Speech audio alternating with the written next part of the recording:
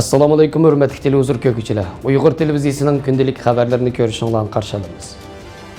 Saudiya Arabistonidagi Uyg'urlar imkonsiz tanlashga duch kelmoqda. 27 yanvar Yahudi qirg'inchiligini xotirlash kunida Uyg'urlar dunyodan va'dasiz turishni talab qildi. Shvetsiyadagi bir masjid 7 oy ichida ikkinchi qatim hujumga uchradi. Tog'liq basketbol mahiri Kobe aeroplan qazosiga uchrab hayotidan ayrildi. Tövəndəki ixtilaf xəbərlərimizdən təfsili məzmunlarda bolsun. Saudiya Arabistonidagi Uyg'urlarning pasport qarorining to'shib ketishi yoki to'shib ketishga oz qilish sababli qiyin ahvolda qolayotganligi ilgari surildi.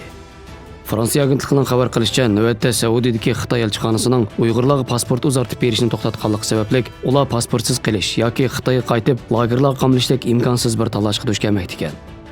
Fransiya agentligining muxbiri Saudiya Arabistonida turishliq pasport qarori o'tib ketgan yoki o'tib ketish oldidagi 6 Uyg'ur oilasi bilan uchrashgan. Xabarda ularning 3 milliondan ortiq Uyg'ur lagerlarda tutib turilayotgan Xitoyga qaytib ketishdan vahimaga tushganligi ta'kidlangan. Xabarda qayd qilinishicha, Xitoyning Saudiyadagi diplomatik organlarining Uyg'urlarga pasport yangilab berishni to'xtatganiga 2 yildan oshgan bo'lib, faoliyatchilar bu usulni Xitoyning chet eldagi Uyg'urlarni Xitoyga qaytarib ketish uchun qo'llanayotgan bir xil taktikasi deb qaramoqda.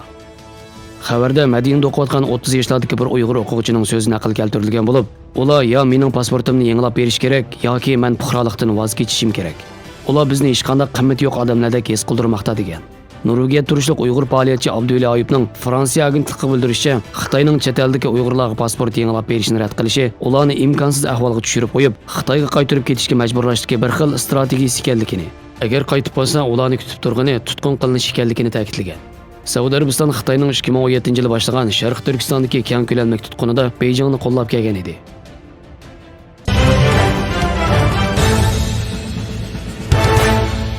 Har yil 27 yanvar kuni natsistlarning Yahudilarga yurgizgan qirg'inchilikni va u qirg'inchilikda hayotidan ayrilgan millionlarcha kishini eslaydigan kun bo'lib, 1945 yili 27 yanvar kuni sobiq Sovet ittifoqi qo'shinlari natsistlarning kontrolligidagi Polshaga kirganda natsistlarning eng cho'ng yig'ib olish lageri bo'lgan Auschwitz lagerini va u lagerlarda o'limga mahkum bo'lgan 7000 dan ortiq Yahudi tutqunni bayqagan.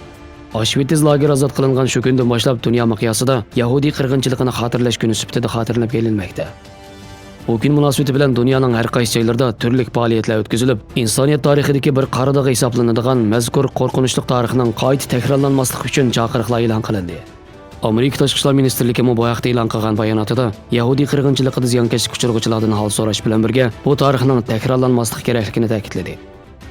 Dunyo Uyg'ur qurultiyi Twitter orqali e'lon qilgan bayonotida hozir Xitoyda 3 milliondan ortiq Uyg'ur qatorliq millatlarning lagerga qamalganligini ta'kidlab, biz tarixning takrorlanishiga yo'l qo'ymasligimiz, dunyoning har qanday yerida kishilik huquq uchun kurash qilishimiz kerak degan. Dunyo Uyg'ur qurultiyi raisi Dolqun Aysa Angliya hukumatining qo'llashidagi nopozliq organlardan Yahudi qirg'inchiligini xotirlash va ishonch fondi tashkiloti Londonda uyushtirgan cho'ng ko'lamli yig'inga taklif qilingan. Angliya bosh ministri Boris Johnson, Angliya shahzodasi William va xonimi Kate Middletonga o'xshash yuqori darajali ismlar o'rnagan bu yig'inning ochilish nutqlari orasida Uyg'urlarning vaziyati tilga olingan.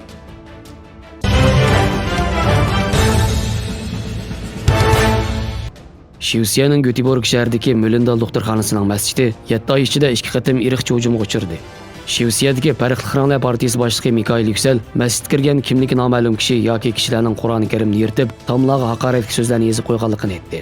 Mazkur masjidning buningdan 7 oy burun mushkil hujumga uchraganligini bildirgan Yüksel, oldingi hujumdagi o'xshashlar Qur'oni Karim yirtib etilgan, islomga va payg'ambar alayhisalomga qarshi pastkash xatlar yozilib, musulmonlarni haqoratlash uchun qilinganligini, bu hujumlarning musulmon fuqarolarda andish paydo qilganligini, mazkur doktorxonaning o bo'limida bexatarlik kamerasi yo'qligini bildirib, munosabatli amaldorlarning kechiktirmasdan bexatarlik kamerasi o'rnatishi, alohida tadbir qo'llanishini ta'kidlagan. Soqchilar masjidni ko'zdan kechirgandan keyin vaqa to'g'risida tekshirish elib berishni boshlagan.